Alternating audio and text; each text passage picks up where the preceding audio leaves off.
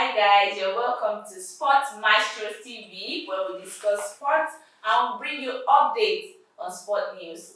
And today we'll be giving you the second part of Chelsea's worst signings in the Roman era. For the last episode, we gave you from number 10 to 6, and this episode will be giving you our 5 down to our number 1.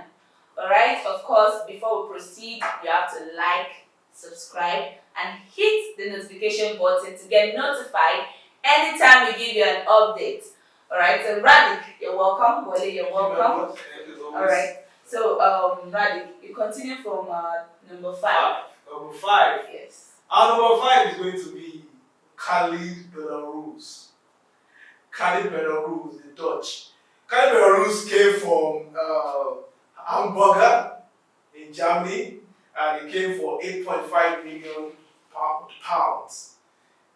And very huge fund at that time. So when he was in Hamburger, they would refer to him as Khalid the Cannibal because of the way he eats up his opponents, But getting into the Premiership, reverse was the case. Khalid Belarus, the Khalid the Animal, was eventually eaten up by Premiership defense. Premiership attack. It was more like an invitation to feast for attacks. They were just running through it. And at the end of everything, he did not go beyond that season with Chelsea. So, to me, I think it's one of the worst signings we've had. Because if you look at his career afterwards, he was never the same again. I think a particular name always comes to mind. Khalid came in as a substitute. It was a game against Tottenham. And then, as soon as he came in, he was comprehensively dribbled. And the dribble resulted into a goal. Jose Mourinho removed Khalid from the game. He was subbed on, he was subbed off. I think that summed up his Chelsea career. Even the game against Arsenal, he ended up getting red carded, which was actually the kind of person he was, even when he was in Germany. 16 yellow cards in 2 seasons, and about 3 red cards, I think, in those 2 seasons. So he was a red card, yellow card player. But then we would have wanted to see that aggressiveness in him when he got to the Premiership. Alright. The Premiership is a lot more physical.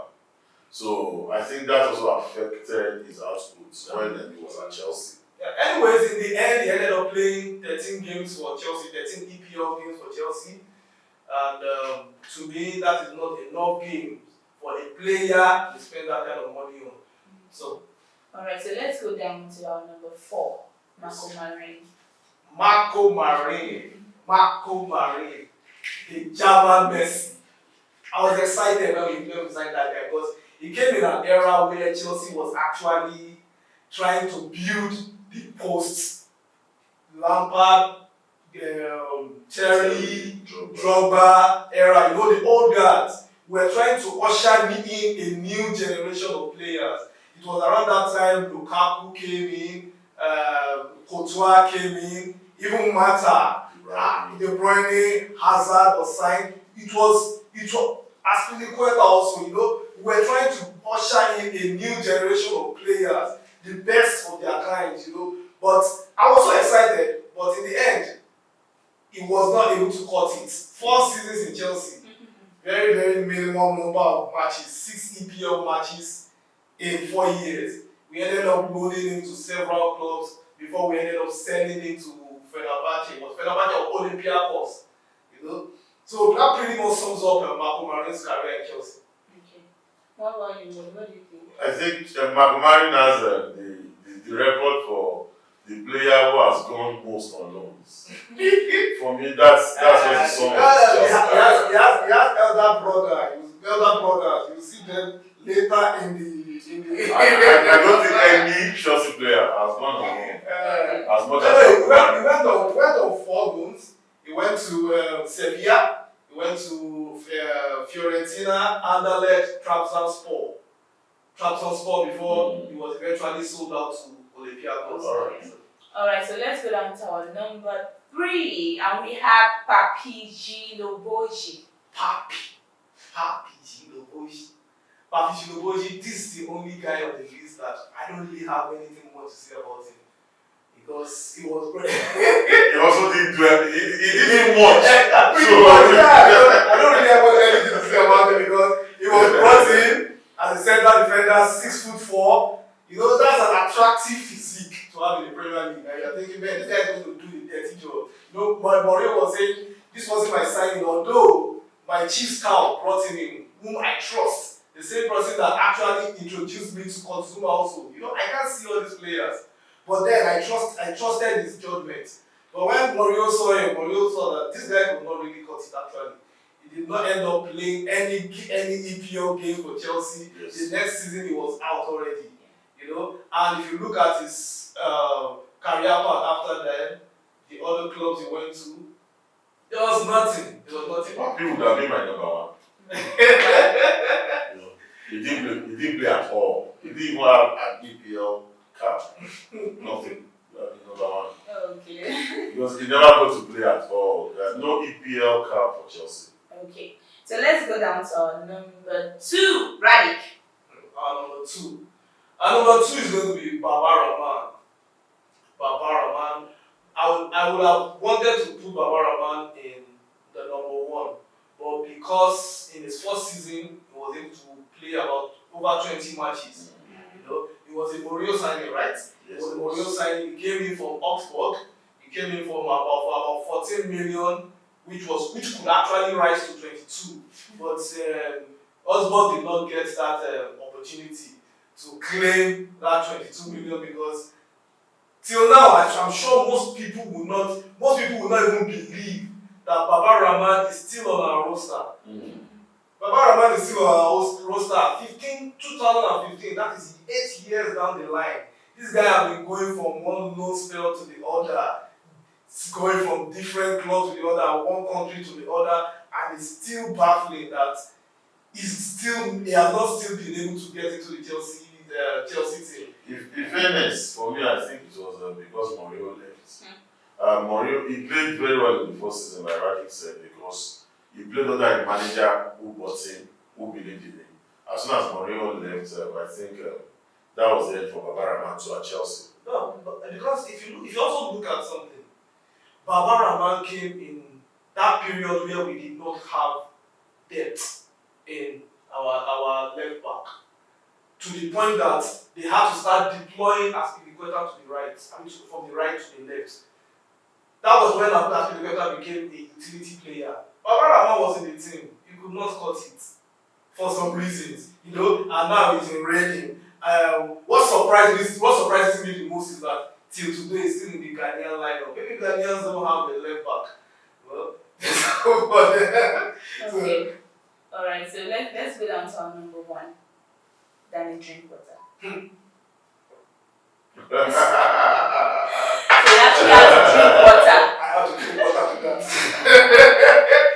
Danny Drinkwater, you know, he had a superb time in Leicester. He was one of the Leicester players that won the Premier League, the dark horse in that year. So, and he was not just any player. He was a very, very important player in that team because he had just bought Kante from Chelsea, from Leicester City, and Drinkwater was supposed to be an addition to the team to bolster the central midfield area. And it was not like a match made in heaven, bought from another team. You know, infused, injected into that team, and we were ready to actually battle for the Premiership crown, which we eventually won though. I think we eventually won though, but Drinkwater was nowhere to be found. Drinkwater was nowhere to be found. At the end of the day, it was going from one loan spell to the other. It was even embarrassing because we started sending him to the Championship. It was not like sending younger players to the Championship to gain experience. You were a Premiership winner already. So it was so embarrassing for him and for me because I liked him. I liked him a lot. I liked the story. For Man U, he couldn't cut it. He was brought into Leicester City and he proved his worth. But came to Chelsea, he made me feel like he wasn't a big team player. You know? It's the way you said you like him for me. That felt so emotional. Alright, well, do you have anything to say to that? You know, a number of the names here, we had a discussion before we came on there, and I said, well, they are your choices. So, Drinkwater did perform to par at Chelsea, but will that make him my biggest flop? I don't know. Compared to Papi. Papi is quite a number of these Mari would have. What I considered in Papi was that he did not get the chance to play at all. Most likely because he did not prove himself in the training camp. That's all. But this guy was already established. We signed him for £35 million. That's no joke. You get right? And at the end of the day, he ended up playing 12 matches in 5 seasons for Chelsea. Alright, So, I consider. Thank you, Radik. Thank you, Wale.